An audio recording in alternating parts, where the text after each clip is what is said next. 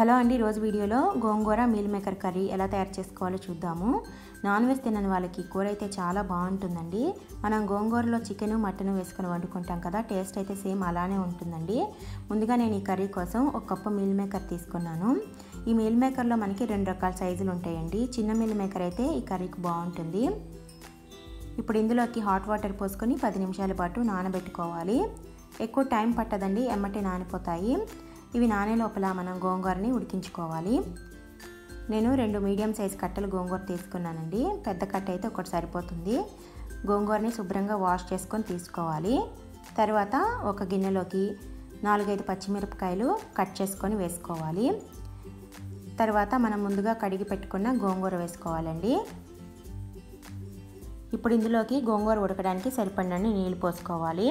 Tea glass తోటి సగం glass వేసుకుంటే సరిపోతుంది. ఇప్పుడు మూత పెట్టేసుకొని 10 నిమిషాల పాటు గోంగూర మెత్తగా ఉడికించుకోవాలండి. 10 నిమిషాల తర్వాత మనకి గోంగూర అయితే చక్కగా ఉడికిపోయింది. ఇప్పుడు స్టవ్ ఆపేసుకొని ఈ గోంగూర చల్లారిన తర్వాత మనం మిక్సీ పట్టుకోవాలి. ఇది చల్లారే లోపల మనం ముందుగా నానబెట్టుకున్న మీల్ మేకర్లో వాటర్ అంతా కూడా పిండి తీసేసుకోవాలండి. వీడియోలో చూస్తున్నారు కదా, ఈ విధంగా వాటర్ అంతా కూడా చేతితోటి గట్టిగా పిండి వేరొక గిన్నెలోకి తీసుకోవాలి.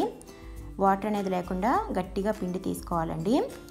ఈ లోపల మనకి గోంగూర కూడా చల్లారిపోయి ఉంటుంది. ఇప్పుడు మిక్సీ పట్టుకుందాము. గోంగూర బాగా మెత్తగా గ్రైండ్ చేసుకోవాలి.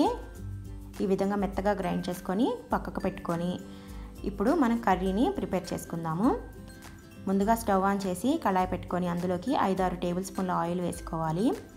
ఆయిల్ కొద్దిగా వేడెక్కిన తర్వాత మనం ముందుగా నానబెట్టుకున్న మీల్ మేకర్ వేసుకొని ఫ్రై చేసుకోవాలండి. మన మీల్ మేకర్ అన్నీ కూడా అటు ఇటు కలుపుకుంటూ ఈవెన్గా ఫ్రై చేసుకోవాలి. మనకి కొంచెం కలర్ చేంజ్ అయితే సరిపోతుందండి. ఈ విధంగా కలర్ చేంజ్ అయిన తర్వాత వేరొక గిన్నెలోకి తీసేసుకోవాలి. ఇప్పుడు అదే కళాయిలోకి ఉల్లిపాయ ముక్కలు వేసుకొని వేయించుకోవాలండి. ఇంకా ఆయిల్ ఏమీ వేసుకోకూడదు. మనం ఆల్రెడీ మీల్ మేకర్ వేయించుకునేటప్పుడు వేసుకున్నాం కాబట్టి ఆయిలే సరిపోతుంది. ఉల్లిపాయలు కొంచెం మెత్తబడిన తర్వాత అల్లం వెల్లుల్లి పేస్ట్ వేసుకోవాలి. ఈ అల్లం వెల్లుల్లి పేస్టు పచ్చివాసన పోయేంత వరకు వేయించుకోవాలి. ఇప్పుడు మనకి అల్లం వెల్లుల్లి పేస్ట్ కూడా వేగిపోయిందండి. దీంట్లోకి మనం టమాటా ముక్కలు వేసుకోవాలి. నేను 2 మీడియం సైజ్ టమాటాలు తీసుకున్నాను. టమాటాలు వేసుకోవటం వల్ల ఈ కూర చాలా బాగుంటుందండి. గోంగూర పుల్లగా ఉంటుంది కదా అని మనం వేసుకోము, కానీ ఈ టమాటాలు వేసుకుంటే చాలా బాగుంటుంది. ఇప్పుడు ముక్కలన్నీ బాగా కలుపుకున్న తర్వాత మూత పెట్టేసి ఒక 10 నిమిషాల పాటు టమాటా ముక్కలు బాగా సాఫ్ట్గా అయ్యేంత వరకు ఉడికించుకోవాలి. చూసారు కదా, టమాటాలు చక్కగా ఉడికిపోయినాయి. ఇప్పుడు దీంట్లోకి ఉడికించుకున్న గోంగూర పేస్ట్ని వేసుకోవాలి.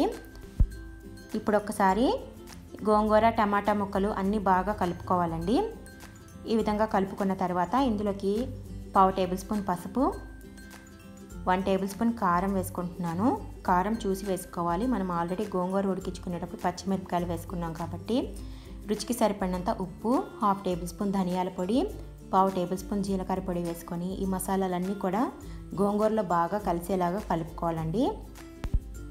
ఈ విధంగా గోంగూర అంతా కలుపుకున్న తర్వాత గ్రేవీ కోసం మనం కొంచెం వాటర్ పోసుకోవాలండి.